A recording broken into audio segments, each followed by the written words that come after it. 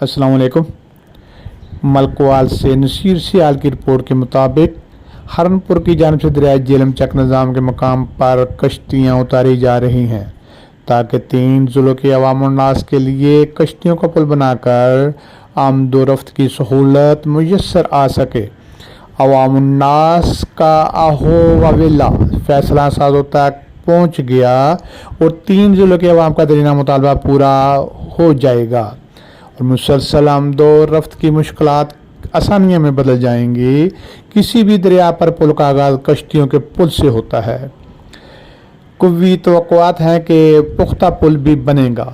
یقیناً اس پل کے لیے عوام الناس کا ایک درینہ مطالبہ پورا کرنے کا اعزاز موجودہ حکومت پنجاب کے حصہ میں آئے گا۔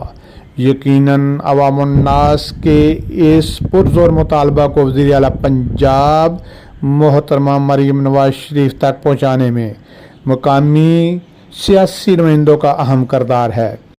بوسال برادران اور بھرت برادران کی خصوصی دلچسپی سے دریائے جہلم پر پل سے ملکوال سمیت 3 ضلعوں کے عوام کو آمد و رفت میں آسانیاں ہوں گی اور ملحق 3 ضلعوں کے علاقہ کی ترقی اور خوشحالی کا انحصار بھی اس اہم پل پر ہے۔